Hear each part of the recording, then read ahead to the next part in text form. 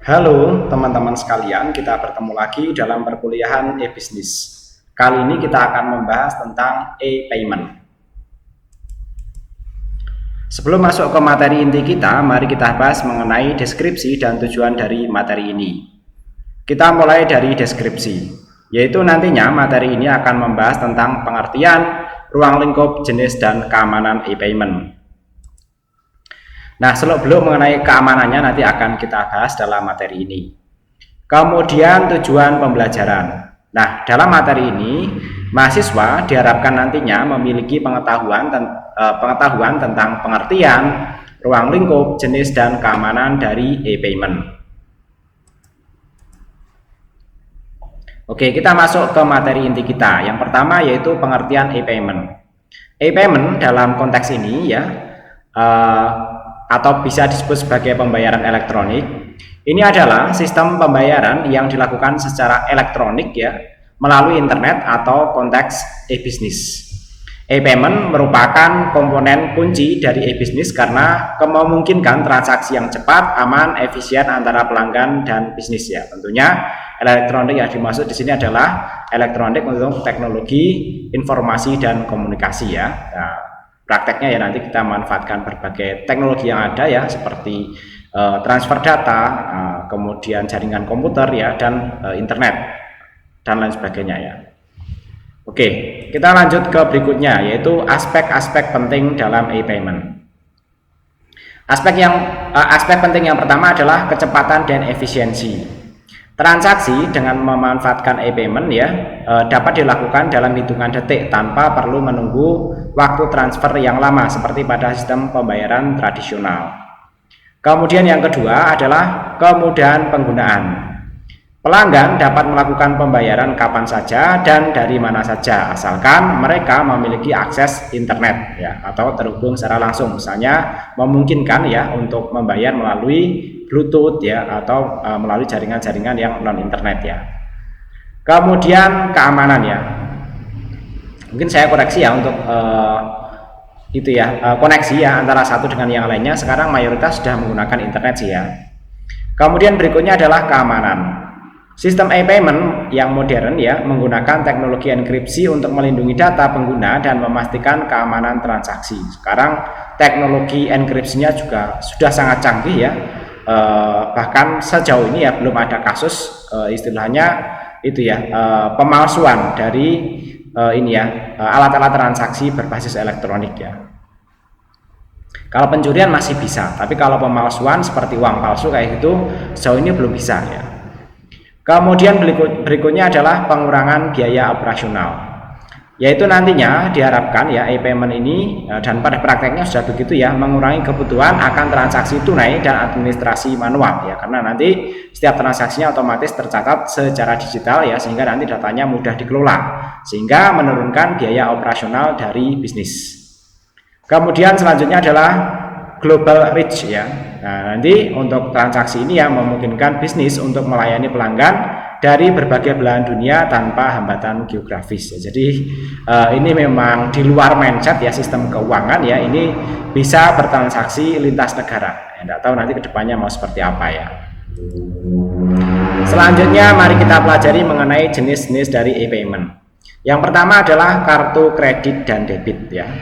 Nah, pembayaran menggunakan kartu kredit dan debit adalah metode yang paling umum digunakan dalam e-bisnis ya. Nah, jadi nanti kalau ini saya kira sudah umum ya, kita menggunakan kartu, kalau saya biasanya nyebutnya ATM gitu ya. Nah, nanti untuk kredit ataupun debit ya, dan biasanya itu bisa juga sekarang ya untuk pembayaran ya di berbagai itu ya layanan-layanan itu ya. Minimarket lah ya, atau di itu ya supermarket ya, atau swalayan dan lain sebagainya ya. Kemudian berikutnya ya ada e-wallet ya, ini kayak ya istilahnya dompet digital ya, seperti PayPal, Google Wallet ya, kemudian Apple Pay ya, di Indonesia ada Dana ya, kemudian ada apalagi, ada yang produknya Shopee itu ya, Shopee Pay ya, dan lain sebagainya, itu banyak ya di Indonesia ya. Nah, ini nantinya memungkinkan untuk menyimpan uang secara elektronik untuk melakukan pembayaran. Tapi kalau yang e-wallet itu biasanya masih menggunakan currency manual sesuai dengan negaranya. Kalau kita ya masih menggunakan rupiah lah. Kemudian berikutnya transfer bank elektronik ya. Nah, transfer dana secara langsung dari rekening bank pelanggan ke rekening bisnis melalui internet untuk saat ini saya kira sangat mudah dilakukan ya. Mungkin mayoritas dari kita sudah menggunakan. Teman-teman kalau belum menggunakan mungkin bisa berikan alasannya apa, silahkan disampaikan di kolom komentar. Kemudian berikutnya ada cryptocurrency. Nah, ini yang berbeda dari konsep sebelumnya ya, yaitu pembayaran menggunakan mata uang digital seperti Bitcoin, Ethereum ya dan lain sebagainya yang menawarkan transaksi cepat dan keamanan yang tinggi ya. Nanti khusus untuk Bitcoin ya, karena saat ini cukup populer, nanti akan kita bahas lebih lanjut ya. Kemudian ada mobile payment ya, ini adalah pembayaran yang dilakukan melalui perangkat mobile menggunakan aplikasi pembayaran atau kode QR. Nah, biasanya QRIS kalau sekarang ya, populernya kurang lebih seperti itu. Jadi kita nyeken QR-nya dari penjualnya, kemudian nanti akan muncul tagihannya di sisi kita ya. Oke, kurang lebih nanti seperti itu. Kita lanjut berikutnya ya. Nah, di sini kita bahas lebih lanjut mengenai cryptocurrency ya. Nah, cryptocurrency ini adalah bentuk mata uang digital atau virtual yang menggunakan kriptografi untuk keamanannya. Cryptocurrency beroperasi secara terdesentralisasi melalui teknologi blockchain yang merupakan buku besar digital yang mencatat semua transaksi secara transparan dan aman ya. Jadi nanti sejauh ini sih aman ya untuk Bitcoin ini ya. Untuk cryptocurrency blockchain ini ya, teknologi blockchain ini ya. Bukan Bitcoin, produknya Bitcoin ya. Nah, kemudian berikutnya mari kita bahas mengenai keuntungan dari cryptocurrency ya. Yang pertama mengenai keamanan transaksi ya. Enkripsi ya, yang pertama soal keamanan ya, yaitu adanya enkripsi ya, yaitu transaksi menggunakan teknologi blockchain yang terenkripsi sehingga sangat sulit untuk diretas atau dimanipulasi ya. Kecuali nanti passwordnya dicuri ya, passwordnya dicuri itu nanti bisa ya. Nah, nanti kita bahas juga mengenai aspek resiko-risikonya ya. Kemudian anonimitas. Nah, ini mirip dengan uang secara itu ya. Jadi kalau kita tadi menggunakan transaksi ini ya, nanti semua transaksi kita ya akan muncul namanya dan mudah dilacak orang ya. Kalau itu transaksinya privasi, tentu itu akan menjadi kendala. Tapi kalau kita menggunakan cryptocurrency ya, itu seperti uang manual ya. Artinya nanti transaksi uangnya itu tidak ada tanda dari kita gitu ya. Nah, pengguna dapat melakukan transaksi tanpa harus mengungkap identitas pribadi mereka. Ini kaitannya dengan transaksi. Misalnya kita membeli barang-barang pribadi, nah itu kan tidak enak kalau itu catatannya nanti istilahnya bocor ke publik gitu ya. Kemudian yang kedua adalah biaya transaksi yang rendah ya. Nah, cryptocurrency seringkali menawarkan biaya transaksi yang lebih rendah dibandingkan dengan metode pembayaran tradisional seperti kartu kredit, transfer bank internasional dan lain sebagainya ya. Karena alat-alat yang digunakan cukup sederhana, tidak perlu mesin cetak ya, mesin cetak bukti pembayaran dan lain sebagainya itu tidak perlu ya. Selanjutnya adalah transaksi internasional. Nah, cryptocurrency ini memungkinkan transaksi lintas negara tanpa perlu khawatir tentang konversi mata uang atau biaya tambahan yang sering dikenakan oleh bank ya. Karena memang cryptocurrency kebanyakan beroperasi secara internasional ya, lintas negara ya. Kemudian yang keempat adalah kecepatan transaksi ya. Saya kira mungkin teman-teman tahu sendiri ya, untuk mentransfer data sekecil itu transaksinya mungkin dalam hitungan detik ya, atau sepersekian detik ya. Apalagi kalau internetnya lancar, tidak ada gangguan, itu sangat cepat sekali transaksinya ya. Nah, transaksi dengan cryptocurrency ini dapat diproses dalam hitungan menit ya, detik lah bahkan ya. Tidak seperti transfer bank yang bisa memakan kalau tidak berhari sih ya, beberapa menit kadang ya kalau transfer bank ya. Kemudian yang kelima adalah akses ke pasar yang lebih luas ya. Dengan adanya transaksi internasional atau lintas negara ini ya, maka e-bisnis yang memanfaatkan cryptocurrency ini ya dapat menjangkau pelanggan di seluruh dunia yang mungkin tidak memiliki akses mudah ke layanan perbankan tradisional ya. Jadi nanti memang ini nanti mendukung untuk eksplorasi dan ekspansi bisnis yang lebih luas lagi ya. Nah, berikutnya kita tadi lihat keuntungan-keuntungannya, lalu bagaimana mengenai tantangan dalam penggunaan cryptocurrency dalam e-bisnis ya. Yang pertama mengenai volatilitas ya. Nah, yaitu nilai cryptocurrency bisa sangat fluktuatif yang dapat mempengaruhi harga barang dan layanannya. Kemudian regulasi ya, Nah, ini yang mungkin akan jadi tantangan bagi itu ya, bagi dinamika perkembangan cryptocurrency ke depannya ya. Bahwa hukum dan regulasi terkait dengan penggunaan cryptocurrency bervariasi di setiap negara dan dapat berubah-ubah yang bisa mempengaruhi operasional bisnis ya. Jadi ya masih ini ya, pilihan alternatif lah cryptocurrency itu ya. Mungkin kalau saat ini ya masih lebih aman ya kita menggunakan transaksi menggunakan currency yang sesuai dengan negara kita masing-masing. Kecuali kita memang sudah punya ekosistem bisnis yang mayoritas sudah menggunakan cryptocurrency ini, mungkin itu akan cocok sekali ya. Kemudian yang ketiga adalah adopsi konsumen ya. Nah, ini tidak semua konsumen memahami dan percaya pada cryptocurrency karena ini memang teknologi baru ya. Saya kira biasa ya, semua teknologi baru akan mengalami pro kontra seperti ini ya, terutama terhadap pengguna-pengguna yang merasa sudah mapan menggunakan teknologi yang lainnya ya. Sehingga tingkat adopsinya masih terbatas. Kemudian yang keempat adalah keamanan dan penipuan ya. Meskipun blockchain aman ya, bahkan bisa disebut sangat aman ya, tetap ada risiko penipuan dan pencurian ya jika pengguna tidak berhati-hati dalam menyimpan dan mengunci kunci privat, menggunakan kunci privat mereka. Nah, ini prinsip ini ya, enkripsi ya, enkripsi PKI ya, public key interface ya. Nah, sehingga nanti sangat penting ya untuk menyimpan istilahnya kunci privatnya. Nanti teman-teman lebih itu ya, lebih dalam mengenai kunci privat ini dipelajari dalam keamanan komputer yang membahas tentang enkripsi data ya. Selanjutnya kita lihat di sini contoh penggunaan cryptocurrency dalam e-bisnis ya. Yang pertama untuk pembayaran ya. Beberapa toko online menerima pembayaran dalam bentuk cryptocurrency seperti Bitcoin, Ethereum dan lain sebagainya. Kalau saya sendiri sih terus terang ya belum menggunakan, tapi saat ini sudah banyak ya seminar-seminar ilmiah dan sosialisasi yang sudah memanfaatkan cryptocurrency ini ya. Kemudian yang kedua adalah smart contracts ya. Nah, ini penggunaan smart contract pada platform seperti Ethereum ya untuk otomatisasi dan pelaksanaan perjanjian bisnis tanpa perantara ya. Kemudian berikutnya adalah tokenisasi aset ya. Nah, beberapa perusahaan menggunakan token berbasis blockchain untuk mendigitalisasi aset fisik dan menjualnya secara online. Nah, ini sangat membantu sekali ya untuk mempublikasikan ya upaya-upaya penjualan secara online ya. Nah, selanjutnya kita lihat di sini ya studi kasus cryptocurrency dalam e-bisnis yang sudah cukup mapan ya, yaitu nanti ada Shopify ya dan ada Overstock.com ya. Overstock.com ini adalah salah satu retailer online besar yang menerima Bitcoin sebagai metode pembayaran. Sedangkan Shopify ini bukan Shopee ya.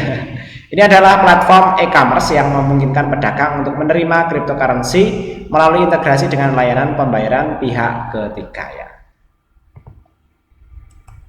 Selanjutnya mengenai keamanan mengenai cryptocurrency itu sendiri ya. Untuk sekarang mayoritasnya teknologi yang digunakan adalah blockchain ya. Nah, ilustrasinya nanti kurang lebih seperti ini ya. Nah, keamanan cryptocurrency adalah salah satu aspek penting ya, paling kritis yang harus dipahami oleh pengguna dan penyedia layanan. Meskipun teknologi blockchain ya di balik cryptocurrency menawarkan tingkat keamanan yang sangat tinggi, ada beberapa tantangan dan risiko yang perlu diperhatikan. Nah, berikut ini adalah beberapa poin penting mengenai keamanan dari cryptocurrency ya. Berikut ini. Yang pertama adalah desentralisasi ya. Blockchain adalah sistem terdesentralisasi, tidak terpusat maksudnya ya. Yang berarti tidak ada satu titik kegagalan. Jadi nanti kalau terpusat ya, satu mengalami error ya atau servernya error, maka nanti semua tidak bisa beroperasi. Tapi di dalam blockchain tidak menggunakan konsep tersebut ya. Nah, datanya nanti disimpan di banyak node di seluruh jaringan sehingga sulit untuk diretas atau dimanipulasi. Kemudian yang kedua adalah kriptografi. Nah, transaksi di blockchain dienkripsi menggunakan algoritma kriptografi kuat seperti SHA-256 ya dalam Bitcoin yang membuatnya sangat aman dan hampir tidak mungkin untuk dipecahkan. Kemudian yang ketiga adalah imutabilitas. Nah, setelah transaksi ditambahkan ke blockchain, sulit untuk mengubahnya tanpa konsensus dari mayoritas node di jaringan ya. Ini memberikan integritas data yang tinggi, sehingga keamanannya sangat sangat terjamin ya secara digital ya. Kemudian berikutnya resiko dan tantangan dari cryptocurrency itu sendiri ya. Nah, kalau tadi keamanan dan tantangan dari sisi itu ya, blockchain ya. Sekarang apa sih resiko dan tantangan dari cryptocurrency itu sendiri ya? Nah, yang pertama adalah kehilangan kunci privat. Tadi ini sudah disinggung ya. Pengguna cryptocurrency bertanggung jawab untuk menyimpan kunci privat mereka dengan aman. Kehilangan kunci ini ya berarti kehilangan aset ke aset cryptocurrency secara permanen ya. Itu yang harus diperhatikan, jangan sampai saking amannya kemudian kunci privatnya itu kehilangan ya, dia tidak bisa mengakses sendiri, atau kalau tercuri ya, kalau tercuri itu juga tidak bisa mengakses asetnya sendiri ya, aset digitalnya ya. Kemudian yang kedua adalah serangan phishing. Nah, kalau phishing ini ya personality ya, itu tergantung orang bagaimana merespon ya terhadap itu ya tawaran-tawaran yang mungkin tampil secara itu ya secara digital ya. Nah, penipuan phishing ini bisa mengecoh pengguna untuk memberikan informasi sensitif mereka seperti kunci privat atau frase pemulihan kepada penipu. Nah, itu nanti kalau itu tergantung dari pengguna. Kemudian serangan 51%. Nah, jika satu entitas atau kelompok mengendalikan lebih dari 50% daya komputasi jaringan blockchain ya, mereka dapat memanipulasi transaksi. Namun ini sangat sulit dan mahal untuk blockchain besar seperti Bitcoin ya. Kemudian berikutnya adalah malware dan ransomware ya. Jadi yang dirusak komputernya atau jaringannya. Tapi itu saya kira butuh upaya yang sangat keras ya untuk melakukannya ya. Nah, malware ya dapat mencuri informasi sensitif dari perangkat penggunanya, dari HP kita ya, sebenarnya bukan dari teknologi blockchain-nya ya, atau mengunci file mereka sampai tebusan dalam bentuk cryptocurrency dibayar ya. Itu nanti, tapi sejauh ini ya jarang sekali terjadi sih ya. Jadi ya secara umum masih cukup aman. Berikutnya kita lihat di sini ya praktek-praktek terbaik untuk keamanan cryptocurrency ya. Yang pertama, penggunaan dompet aman ya, atau hardware wallet ya.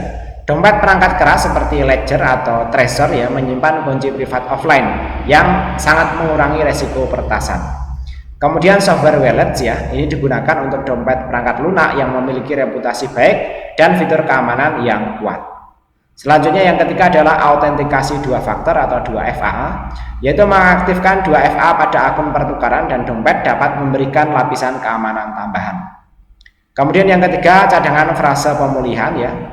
Simpan cadangan frase pemulihan di tempat yang aman dan tidak terhubung ke internet ya. Jadi nanti kalau sifatnya simpanan ya, sebaiknya tidak sering-sering terhubung ke internet ya. Kemudian yang keempat adalah perbarui perangkat lunak. Nah, ini diminta selalu perbarui perangkat lunak, dompet dan pertukaran ke versi terbaru untuk mendapatkan patch keamanan yang terbaru ya. Kemudian lagi-lagi kita kali ini diingatkan untuk hati-hati dengan phishing ya, karena ini sebenarnya tidak ditangani oleh teknologi tapi terkait dengan perilaku penggunanya secara langsung ya. Itu ya tipsnya di sini ya. Jangan klik tautan mencurigakan atau mengunduh lampiran dari sumber yang tidak dikenal. Cara amannya seperti itu. Selalu verifikasi URL situs web sebelum memasukkan informasi sensitif ya. Kemudian regulasi dan perlindungan pengguna cryptocurrency ya. Yang pertama adalah KYC atau KYC ya, Know Your Customer. Banyak pertukaran cryptocurrency menerapkan proses KYC untuk memverifikasi identitas pengguna yang membantu mencegah penipuan aktivitas ilegal. Jadi ini cukup berlapis-lapis keamanannya. Kemudian asuransi ya. Beberapa platform platform pertukaran cryptocurrency menawarkan asuransi untuk melindungi dana pengguna dari peretasan. Jadi harus asuransinya dari peretasan ya, bukan dari kalau phishing ya nanti tanggung jawab sendiri ya. Kemudian berikutnya contoh kita lihat ya, contoh kasus keamanan cryptocurrency. Yang pertama Mt. Gox ya. Ini adalah salah satu peretasan terbesar dalam sejarah cryptocurrency yang terjadi pada tahun 2014 ketika pertukaran Mt. Gox kehilangan sekitar 850.000 Bitcoin karena peretasan ya. Jadi ya kasus ya, tapi ya kecil sebenarnya dibandingkan dengan kasus uang secara manual ya. Kemudian Binance hack ya, yaitu sekitar tahun 2019 ya.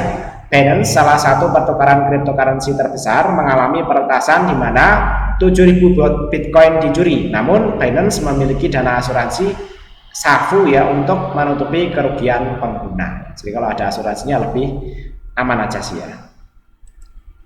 Selanjutnya kita lihat di sini tantangan e-payment secara umum. Kalau tadi kita bahas tantangannya dalam konteks cryptocurrency, namun secara umum juga ada hal yang perlu diperhatikan tantangannya di sini ya. Yang pertama, resiko penipuan dan kebocoran data yang memerlukan sistem keamanan yang kuat dan terus diperbarui. Jadi itu nanti bisa ditangani dengan menyediakan layanan keamanan yang handal. Kemudian yang kedua adalah kepatuhan regulasi. Nah, bisnis harus mematuhi berbagai regulasi pembayaran elektronik yang berlaku di berbagai negara juga ya. Karena walaupun ini berlaku internasional, kita juga hidup di suatu negara, kita harus taat pada aturan-aturan pada negara tersebut. Kemudian yang ketiga adalah adopsi teknologi ya. Nah, dalam menghadapi tantangan dalam memastikan semua pihak yaitu bisnis dan pelanggan mengadopsi teknologi e-payment dengan benar. Jangan sampai nanti justru menimbulkan kekacauan ya.